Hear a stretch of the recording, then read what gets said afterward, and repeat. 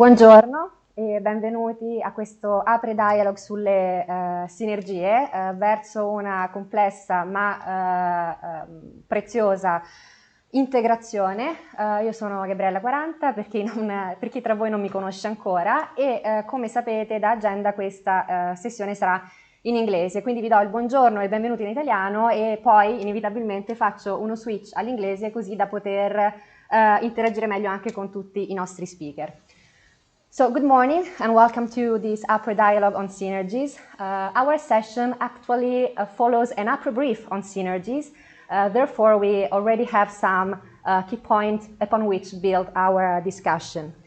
The main focus of the dialogue of today actually is, yes, about synergies, but from different perspectives. We are going to face synergies between programs, synergies between funds, and unavoidably, we are going to face synergies between science and society, keeping in mind also the main theme of our APRE conference 2021, which is about reshape, rethink, a new relation between science and society. Today with me, we have three high-level speakers that I'm glad to host as moderator of the session. We have Andrea Gentili, Deputy Head of Unit for Low Emission Future Industries Unit and also Manager of the Clean Planet Partnership.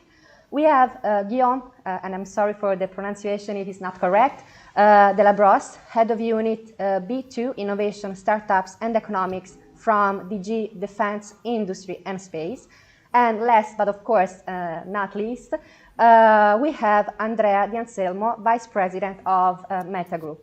So with three high-level speakers that I welcome to our dialogue, we're going to face several issues about synergies, trying also to understand whether synergies might enlarge the impact of research outputs, and why not, whether synergies might also enhance social acceptability when it comes to research outputs and results.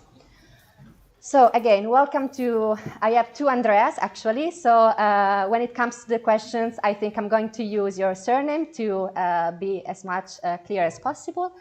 2 minutes for each. Please, Andrea Gentili, Guillaume de Brosse, and Andrea Anselmo, introduce yourself. Thank you and welcome again to our dialogue. Andrea Gentili, please, the floor is yours. Yes, many thanks to the organizers for this event, and apologies from the side of my director, Rosalinda van der Vries, who had some unexpected commitments for this morning, so that's why I'm replacing her. Now, synergies. We have been talking about synergies in Europe for many years. And now, with Horizon Europe, we would like really that those synergies can happen, can be transformed from an idea on paper into concrete actions. The first message that I would like to convey is why we do synergies, why we need to work on synergies. The main reason is because, unfortunately, the budget is limited, so we need to extract the most from the budget available. The second issue is that working on synergies, we can achieve increased impact. In the different work programs and framework programs supporting research and innovation in Europe, we have been developed and supported many projects. There are lots of results from those projects that are there and need to reach the market. At the end, the main reason why we do synergies is because the main beneficiary of those synergies are the citizens. And here we can clearly see the link between science that we produce, that we have to use, and the main beneficiaries, the citizens. I just would like to mention two instruments which have been designed in order to exploit the synergy. The first instrument is the EU missions. As you know, in the context of the Horizon Europe, we have developed those instruments, the missions. There are 5 areas related to the missions. And the missions, with the missions, the European Commission would like to introduce a new way of working across the policy areas, across different fields of expertise and science, directly engaging with the local communities, the innovation communities, and of course, the company.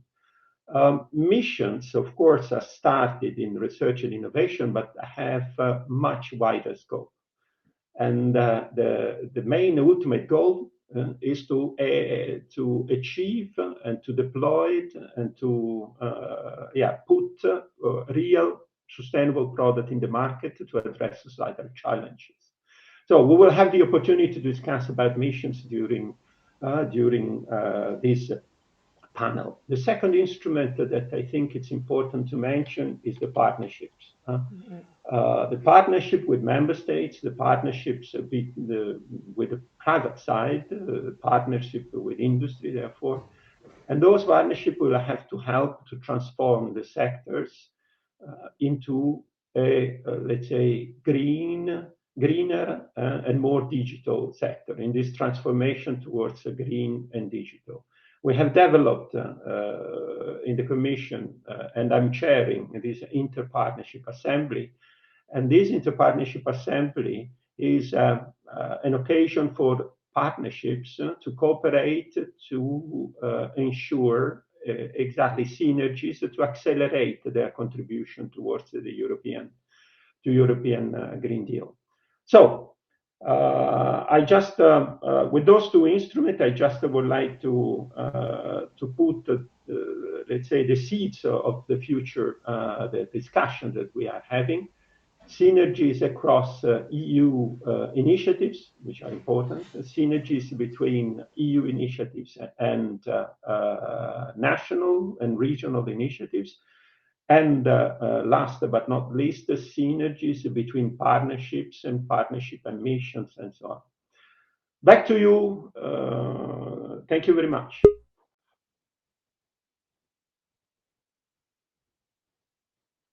Several inputs that we are going to discuss later on with our questions among this dialogue. Thank you very much for the introduction. I would like now to give the floor to Guillaume de la Brosse, so to introduce himself and, of course, start with his statement. Thank you very much. I'm very delighted as well to be in this panel today. So I'm Guillaume de la Brosse, head of unit in DG DEFIS, the DG dealing with defense, industry, and space that was put in place early 2020. And my responsibility is to cover innovation, startups, and economics in the DG. So I'm very happy to share views on synergies as well, because the DG, the portfolio we're covering is both defense and space. We have 2 big programs, one on space with 8 billion euro, covering research, development up to prototypes, and we have a space program worth of 15 billion euro for the next MFF that covers research, but also exploitation of current infrastructures. So if you want, our DG is covering the aerospace and defense ecosystem. And synergies is that DG was put in place very much to increase synergies between space and defense. And we'll have the opportunity to talk about that. But clearly, for us, this is critical. Why? Because, and here I fully echo what Andrea said, what we want to get is a greater impact. Our DG is very much driven by the notion of resilience and strategic autonomy. The only way to reduce dependency on non-EU actors and to achieve a certain level of self-sufficiency in this sector of space and defense is to combine forces, to create synergies. To create synergies at EU level and to create synergies between EU and member states' activities. And that's why we have those two programs. That's why we have this DG combining the two instruments. And that's why we are liaising very closely as well with Horizon Europe to build bridges between what we do in my DG and what DG RTD is doing. So I will not be too long, but I'll stop here. But the point I want to flag right now is the importance of synergies to combine forces to achieve an impact when it comes to strategic autonomy and the EU's freedom of action. Also for your introduction and your initial statement. I'm going now to Andrea and Anselmo. Please, the floor is yours. Good morning to everybody. It's really a great pleasure to be here with all of you and discuss about, I would say, impact and synergies. My experience, at least in the last 20-25 years, is to work both at regional and European level in order to, let's say, boost impact generated by an investment in research and innovation. And in doing this, we had the possibility to touch directly, talking with researchers, policymakers, implementers, to touch what are the key barriers and the key problems to be addressed. And the topic of synergies is extremely relevant.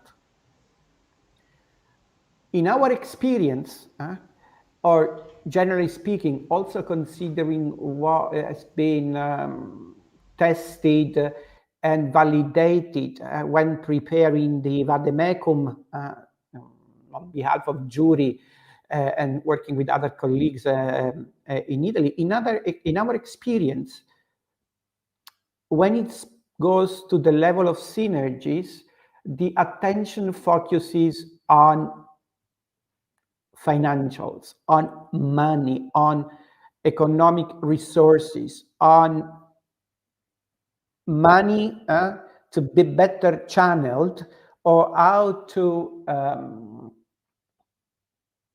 be able to get more money within a program. Synergies shouldn't be only about funds. If the main objective is generate impact, the main obstacle is not funds. The main obstacle is being able and capable to link the research result, since we are speaking about the research program and investment in knowledge, to link the research results with needs and with use. And this implies collaboration, not just funding.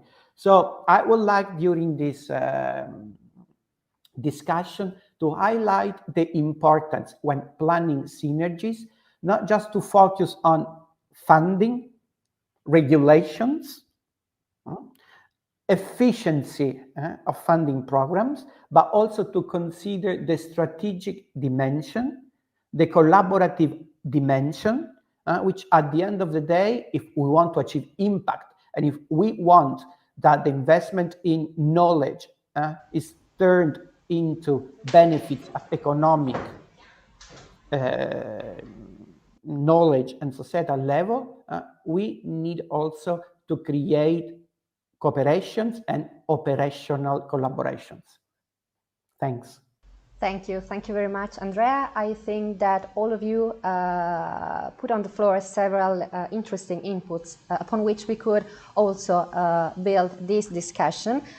We were talking about impact, yes. We were talking about collaboration, cooperation, integration between programs, between funds, between knowledge also. I mean, for all of us working in a way or another within the European Union as researchers, as policymakers, but also as being simple citizens, I think that we can all benefit from a good integration among knowledge, among programs, and also between science and society.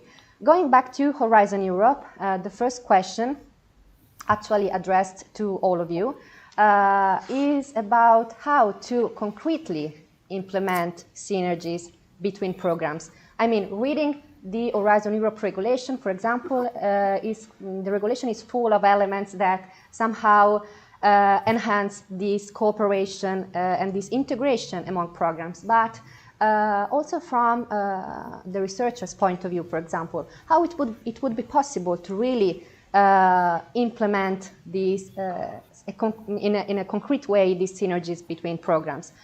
First, Andrea Gentili, then Guillaume, then Andrea Anselmo, please. Yes, good question. How to make it happen? I think that the first step that we have to do jointly is to make sure that the relevant actors are seeing the advantage in working together, and they will need to have the opportunity to know who does what. I just already used the example of the interpartnership assembly. We have let's say the public and the private sides of at the moment more than 20 partnerships in Horizon Europe, and they are some of them, but in the process of writing the work program. Let me make the example of the joint undertakings. The new joint undertakings will hopefully be up and running at the end of November, with the adoption by the Council of the Single Basic Act for the joint undertakings in Horizon Europe. And the work program will need to be published early next year.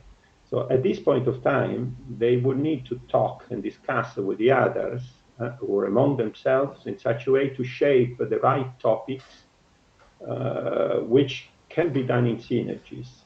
The fact that, for example, all the topics will be open to everybody, this will allow the possibility of, for example, the aviation stakeholders to participate in calls of the hydrogen, clean hydrogen joint undertaking, whenever those calls will cover, for example, specific fuel cell for aviation application. Another example, the climate neutral smart cities mission. Horizon Europe will develop smart and connected city through calls including smart electric vehicles for urban mobility, similar to the green vehicle calls in Horizon 2020. Then the CEF, transport alternative fuel, can develop the charging infrastructure with the associated storage capacity.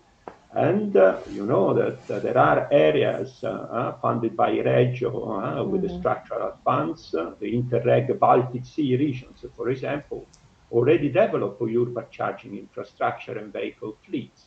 So all those issues have to be addressed, discussed, and planned beforehand. So that's why I always like to mention the word impact by design. In order to achieve a bigger impact, we need, let's say, an advanced planning by design. Thank you very much. Guillaume, what about you? What about the DEFIS that, for example, could represent different programs, the Defense Fund, but also the Space Program? How are you going to manage the integration and the synergies with other programs such as Horizon Europe? Well, I think how to make it happen. I think to make those synergies happen, we need to have first clear priorities that would apply across the board. And this is why I think that this commission has put forward 3 very top-level priorities, which are Green Deal, digitalization, and resilience/strategic autonomy. Once you have a clear priorities that apply across the board, then it makes synergies much easier, because you may have different funding instruments, but they have to implement one way or the other the strategic objectives that are set up by the top. Of course, to make it happen, what you need as well is you need to make those priorities known by the society, by the end users, by the companies, by the citizens, and you need to make them accepted as well. So that's why I think there was a conversation, debate around those priorities, and I think those priorities reflect very well the citizens and business expectations. Once you have clear priorities which apply across the board, then you need to translate them into concrete programs. And that's important to avoid fragmentation of initiatives, to avoid duplication, and ensure complementarity. So to me, this is how to make it happen. If I give you a few examples, for instance, in the space domain, we have Copernicus, which is Earth observation, an instrumental asset when it comes to climate change and environmental challenges. So what we need to do is to make sure that we do prepare with Horizon Europe, for instance, and there's a space program, the next generation of Copernicus, to remain global leader and to be in a position to fulfill our commitments as European Union, our global commitments. Copernicus is an asset to deliver on those commitments. So this is an example. When it comes, for instance, to filling up the objective of resilience and strategic autonomy, we need to have certain technologies that will ensure that we have a secure program in the future. And that's why quantum, for instance, is a key technology, because quantum will be the technology that will ensure security by design in many space programs, but in defense programs as well. So that's why we are putting many efforts in technologies. Still, in how can we cope, for instance, with the big priority of strategic autonomy? It's about semiconductors. I mean, we see that semiconductors is a shortage that applies across the board, across all the industry in Europe. And that's why we need to have now to put many efforts on semiconductors to ensure that we can achieve a certain self-sufficiency and reduce our dependency on this technology. And that will apply as well across the board. So just a few thoughts on again to make the synergies happen and to show you how we make them happen in real terms. Thank you very much, Guillaume. Actually, yes, space is one of the most stimulating other programs for this discussion. We're going to go back to space also in a few minutes with another question. I would like now to ask the same question to Andrea, the Anselmo, but I would like also to add an element. Apart from the cooperation amongst programs, what about also synergies with the structural funds, for example, which is the great challenge? Thank you for the question. I was aiming to go there directly. Of course, when it goes to synergies and it goes to collaboration and cooperation, which at the end of the day, synergies is like falling in love. The essence of a synergy is choosing to do things together, to share the future together. Now, as it was said, there is a level of cooperation where there is integration among programs at the same level of governance. And then there is a type of synergies where we have different level of governance collaborating. And this is the case you mentioned when we have programs under direct management and programs under indirect management. We have the European Commission and we have the national or regional authorities falling in love. And when you fall in love, you have to share the same objectives. And in this specific case with cooperation with structural funds, I believe that the ones who should do his best and be active and discuss and negotiate synergies is the national and regional level, which should do its best to ensure that whatever is created thanks to the European Commission investment becomes a reality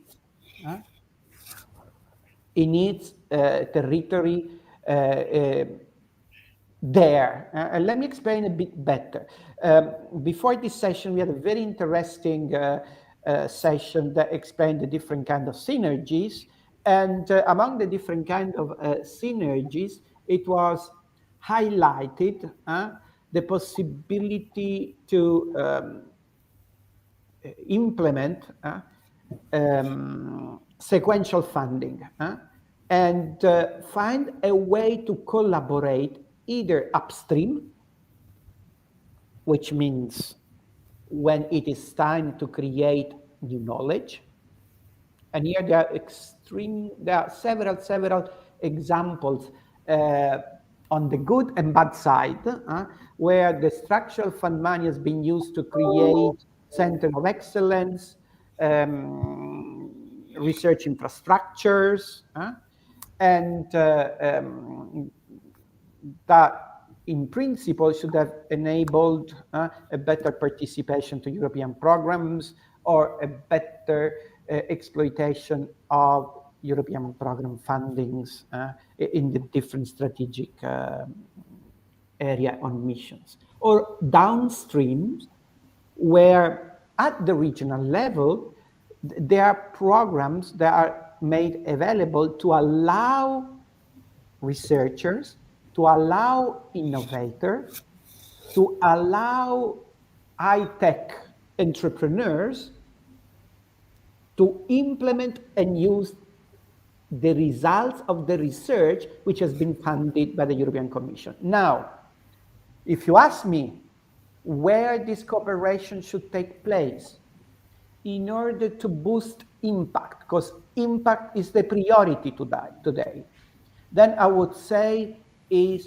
trying to realize sequential funding, try to implement collaboration along the innovation value chain, use structural funds to increase TRL from 4, 5, and go from this level to 9 to the market. This is the priority so far, and if you look at what has been done, you will find very little.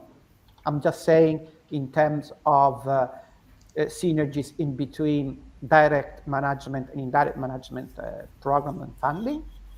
And now we have a unique opportunity, which is the next programming period, which is the very famous for the Italians PNRR, which is Next Generation Europe. If we are able to create sequential synergies, then we may succeed, going beyond the seal of excellence logic, which is more on the direction of efficiency in the management of funds, where we need more collaboration and cooperation, sharing the same objective, bringing the knowledge, excellent knowledge, of course, at European level, and make it happen, implementing the results at the regional level with the support of the structural funds. And of course, we need to make this easy to navigate. And I like this idea, impact by design, because this is the priority. Make this synergy easy to be understood by the target group, who are the researchers who want to use their results, the innovators who want to create impact. And this is the main challenge. And I would like to say that at European level, there are also interesting examples of this pipeline within programs. For example, within the programs of the European, of the ERC, where we have funding for the prime investigators, but also the proof of concept funding to help them out from the lab and try to start implementing, or the APRE programs, where we have Pathfinder, Transition, and Accelerator, that at least give a clear message on what we should do, going from frontier research, translating it into something which is implementable, and implement and grow. Whatever goes from transition to accelerator is where synergies and sequential funding should focus in the next future. And this is the opportunity where we should do our best also with the Next Generation EU. Thank you. Thank you very much, Andrea. Indeed, in this programming, more than in the previous one, there are new opportunities of synergies, like, for example, of course, the Next Generation EU Fund. Thank you very much also for mentioning the national and regional level. As policymakers and as innovators, you actually represent areas that are characterized by a very big systemic dimension. So I would like to ask, since you mentioned it already, Andrea and Anselmo, how it is important to face the European developments, let's say, with the national and regional level. Please, Andrea Gentili, then Guillaume, and then Andrea and Anselmo, of course.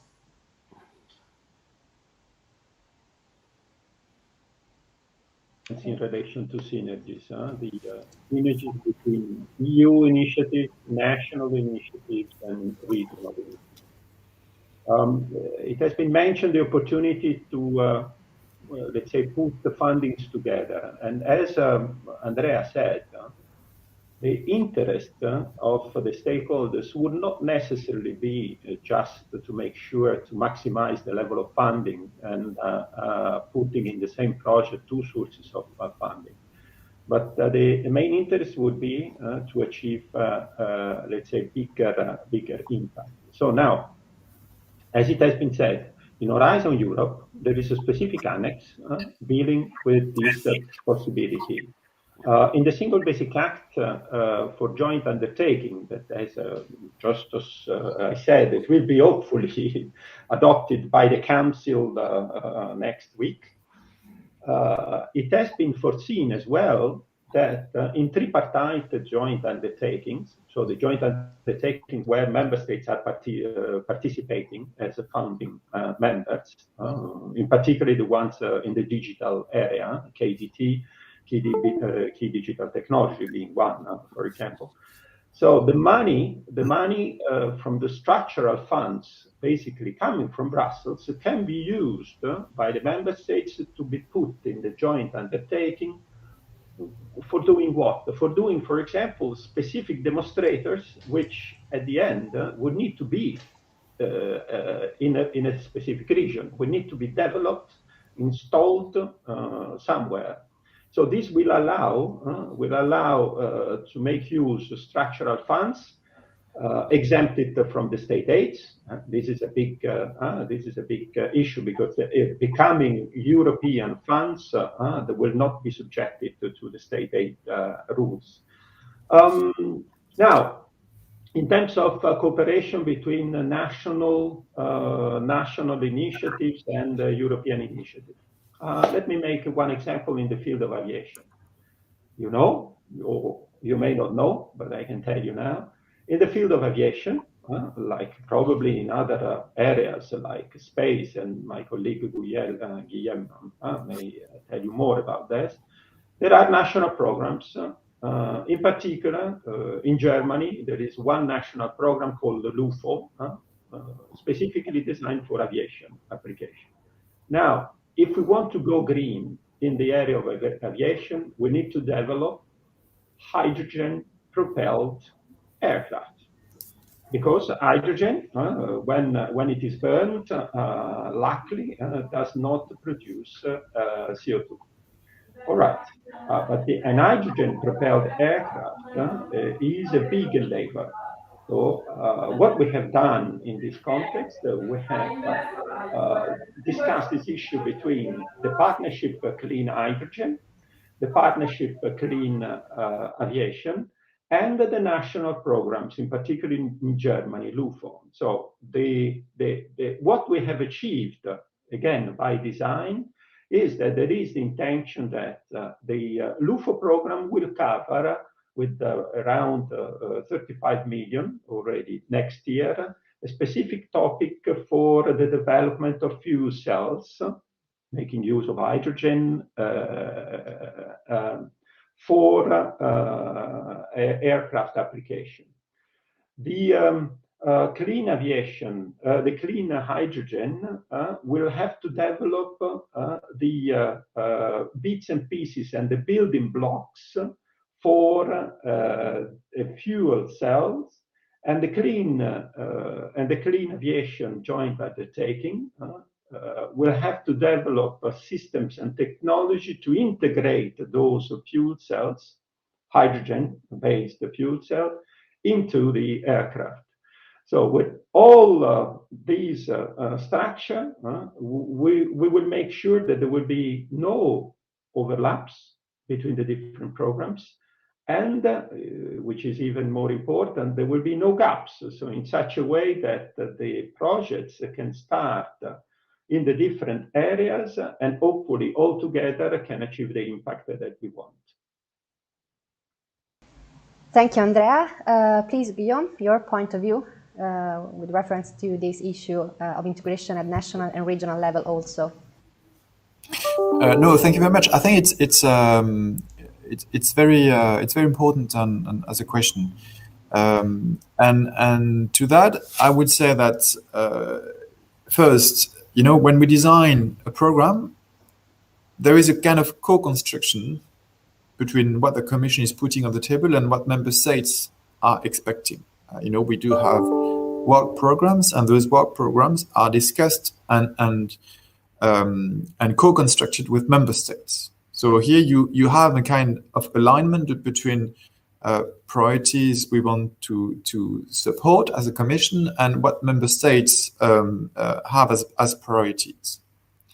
Then a second way to ensure that synergies is through co-funding. So basically, for certain projects, R&D projects, for instance, there is EU budgets coming on top of national budgets. And for instance, the European Defence Fund is following that financial scheme. For low TRL, it's 100% grant EU, but for TRL that are close to prototypes, this is a co-funding scheme whereby we expect member states to co-invest in certain projects. That's one way as well to really make sure that there is alignment between what we do at European level and what is done at national level. Then another way to ensure that complementarity is what I would call the market uptake. To ensure that, for instance, in space, we have Galileo in GNSS, we have Copernicus in Earth observation that generate data, that generate services. We need to make sure that those data, those services are used by European companies, European startups to generate markets. So that's one way as well to ensure that there is kind of alignment between what we do as at European level and at national level.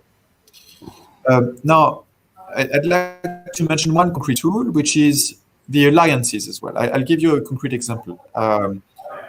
In space, we want to set up an alliance for European launches. Why do we want to do so? Because we have in Europe heavy launches, we have medium launches, but what we're lacking is solutions for micro launches. And what we see today is that we have many startups in this field of space that are turning to non-EU solutions for launching their satellites because we are lacking a solution at European level. So we want to create an alliance to bring everybody together. So member states, national space agencies, spaceports, we want to bring together the companies active in the field of launches to really try to design together what could be our reply, what could be the solutions we could develop all together to really complete the EU family of launches. So this is the alliance. The Space Alliance would be very much one way to ensure complementarity and alignment between initiatives at EU level and initiatives at national level. Because what's behind is we want to avoid fragmentation of national and patchwork of national initiatives. We think it's better to bring everybody around the table to ensure that we invest where we need to invest money and to make a difference. And here, I'd like as well to perhaps just to see the opportunity to pick up what was said before by Andrea, that it is very important to support projects at different stages of the technological readiness level, at different stages of TRL. That's one way to achieve impact. And here again, I'd like to give you a very concrete example in space. In space, we have set up an initiative which is called Cassini to really stimulate the entrepreneurship in space. So what we are doing at European level, the Commission, we are stimulating startups at all development stages. First, we start with ideas, like, we stimulate hackathons. Then we can fund technologies. Once a company has a technology, the startup, then we can bring that startup together with other companies, matchmaking. And then, of course, that startup may have some financial needs to scale up. And here what we will do is set up an investment capacity at European level to invest money in space-related startups for them to scale up, and that investment capacity is missing here. So this is really trying to cover the different TRL stages and all stages, all development stages of a space company. So here we are really trying to make sure that we cover the entire innovation cycle, development cycle through EU initiative. I'll stop here. Thank you. Thank you, Guillaume. Andrea Di Anselmo, would you like to add a final statement on this issue about national and regional integration? Okay. We learned that when there is the need to create a technological leadership, as it was said before, then there is a key relevance of fine-tuning and aligning programs and missions at the level of the different at European level. But when it goes to the need to bring innovation to the market, then we need to create synergies to de-risk the adoption of that innovation. And Guillaume gave very good examples of tools that are extremely efficient and effective in de-risking innovation. When he mentioned risk capital, and especially that kind of risk capital that goes at the seed stage, at the very early stages, that kind of seed capital that allows the proof of concept and proof of principle. Now, these are the areas of intervention where, of course, the European level may play an important role, but where the national and regional level can be even more relevant. We need more entrepreneurial culture among the people dealing with research and innovation. And when I say more entrepreneurial culture, I don't mean that we need more startups, but we need more researchers willing to generate impact with their results, more people in the upstream position of the value chain that goes from the lab to the market, willing to facilitate the use of their results. And when it goes to dealing with people, when it goes to boosting this entrepreneurial attitude, the willingness of making a change, then the regional and local level is relevant. And collaboration in between this level and the European level is important. And here is where we need to facilitate the creation of more instruments to invest in proof of principle, proof of concept, seed capital. If I look at the Italian panorama, just now we have something at the national level, nothing at regional level. We need that this money is used to help researchers in better understanding the market potentials, in better understanding how to benefit the most from standardization, how to be active in the standardization process, how to better manage the intellectual property, and how to better deal with licensing agreement in order to get something which is sustainable in the future and is able to scale the TRL ladder to go along the value chain and generate impact and value. So my final statement is synergies are crucial. They should be obtained by design, not just thinking at amount of funds, but thinking at where collaboration is going to generate more impact. And my recommendation is to focus on downstream activities when it goes to collaboration in between the regional and national level and the European level. We need to de-risk innovation with this kind of collaborations. And this is a key priority. Thank you, Andrea, and thank you to all the speakers for these interesting and stimulating inputs deriving from synergies also between European initiatives, national and regional initiatives. I would like to devote these last 15 minutes to another crucial element, I think. We are speaking about impact. Impact is a top priority, for example, in Horizon Europe.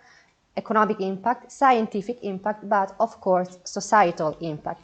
I mean everything, every scientific or technological development somehow will influence and will have an impact on our daily life. So at a certain point we should recover a sort of bridge, a sort of link between science and society, also with the perspective of make society, citizens, more aware about the benefits that scientific and technological outputs might have on our lives, and less scared, let's say. We can see, for example, nowadays, two of the main global challenges, the damages related to climate change, or of course, the fight against the COVID-19 pandemic. So the question is, first of all, to Andrea Gentili and Guillaume, some synergies between science and society. Which is the point of view of the policymaker and what should be done to increase this link? Andrea Gentili, please.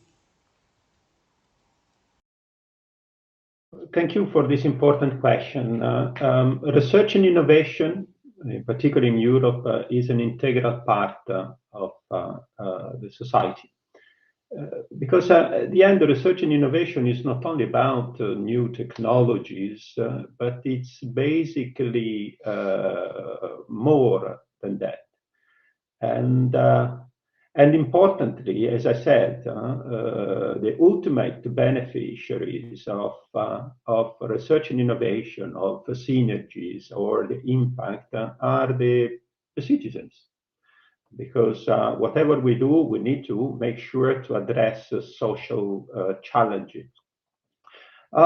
In particular, the scientific discoveries and the new technologies, of course, are indispensable. But we also, and Horizon Europe has put these as one of the main elements. We need to put research on the needs of the society. So the needs of the society have to drive research and innovation. I've already mentioned the case of missions. The missions have been done with a clear benefit for the society. Let's take the example of the missions on cities. You may see that in the next days or so, a call for expression of interest will be launched, inviting cities to participate in the mission. Our objective is to find, at this point of time, interested cities. 100. Our target is to have 100 demonstrators, 100 cities which could participate in the call for expression of interest that can be candidate for achieving the famous climate neutral cities by 2030. Horizon Europe program will provide almost 350 million in seed funding during the period. In order to make those happen in the context of these missions, cities, the cities themselves can make use of the structural funds, the regional money, and of course the work will go beyond the research and innovation. As it has been clearly mentioned by my colleague Guillaume, it's important to develop low TRL technologies, but those technologies would need to show themselves in concrete demonstrators, in concrete pilot projects. And for these, we need to make sure that all the different steps in raising the TRL activities will be covered by potential support. So coming back, the link between science and society is extremely important in Horizon Europe. It's extremely important for all of us, and research and innovation solution, even as it was said by Guillaume again, in the context of the alliances, would need to slowly enter and be deployed to enter to the market as sustainable products which are compliant with the societal challenge. So I really hope, and this is just I really hope that Italian cities will join this call for expression of interest.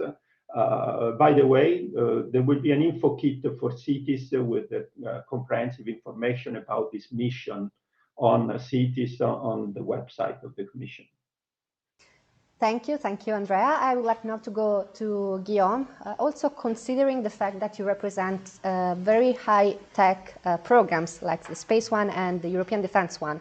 So, again, the link between science and society, and actually how close to society are some high-tech programs like the Space one, for example.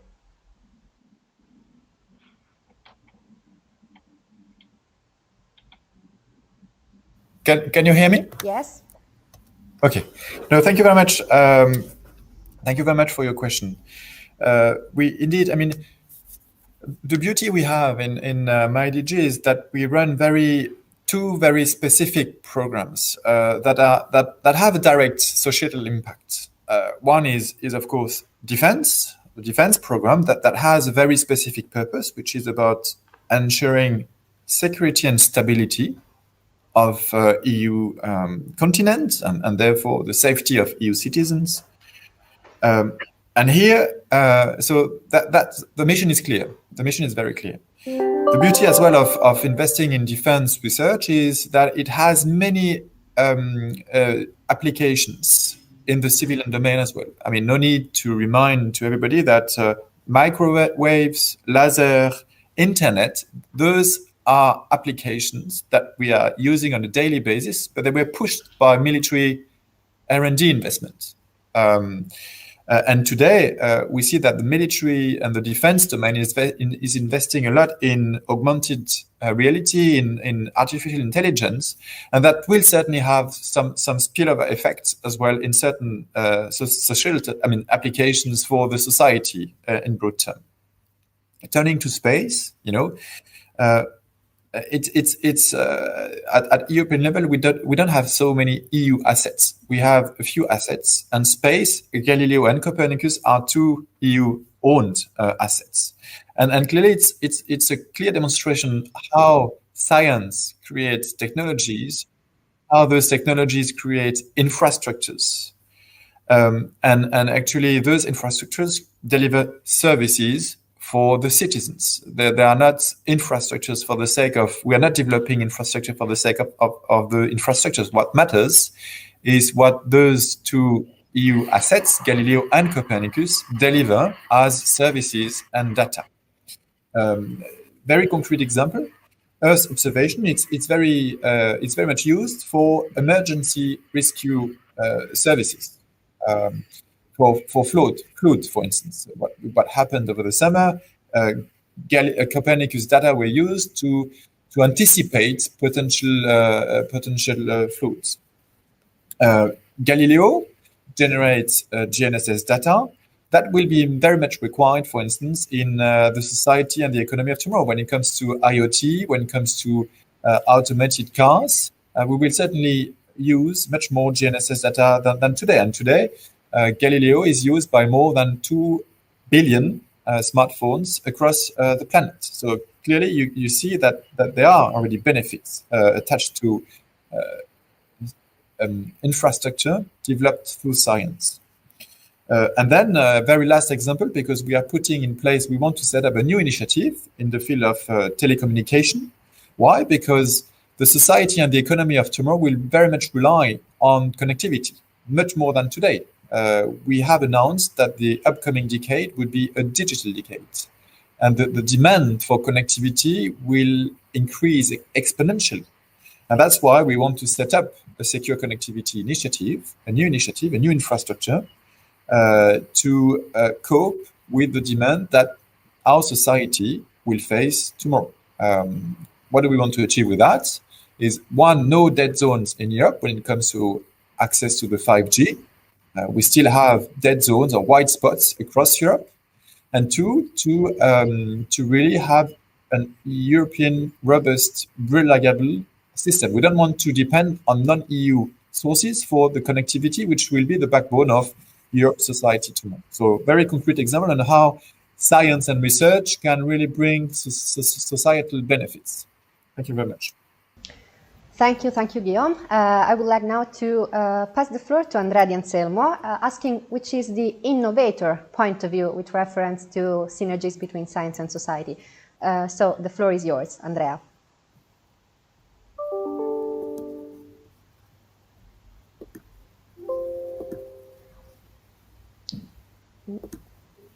I'm sorry, Andrea, you are muted. Yes. Just in 1 minute, what is the point of view of the innovator? The point of view of the innovator is that we shouldn't focus on the solution, we should focus on the problem. If we are unable to bring a research result into use, we will not able to alleviate any societal challenge or problem, at least with our innovation. So what is going to be extremely important, of course, is to highlight the overall challenge, but then is to make sure that the research community, the innovators, understand that the main job is to develop solution capable to address a problem which is owned by a clear group of, in brackets, potential customers. This is where we need to do more. With Horizon Europe, impact is going to be even more important than in Horizon 2020 and in FP7, where it was, I would say, not there. Horizon Europe is asking researchers and innovators to change their attitude and focus more towards use. This is the key point, the key message. If we want to make this investment in technological and industrial leadership, making a societal challenge, we need to make sure that the results are used. And there are services that the Commission is making available, like the Horizon Results Booster, that can help to do this. But issue number one, challenge number one, is to make sure that the actor of the innovation process, the entrepreneurial researchers, the entrepreneurs and the companies are capable to do the right thing, which is using research results to solve a problem. Thank you. Thank you very much, Andrea, for this final statement. I would like to thank all my speakers of this dialogue that I've personally found really, really interesting and stimulating. So thank you, Andrea Gentili. Thank you, Guillaume de la Brosse. Thank you, Andrea Di Anselmo. I hope that our audience will benefit of your precious statements. So I will now switch to Italian to close the session and to announce the following session. Thank you again, and I hope to see you soon. Thank you.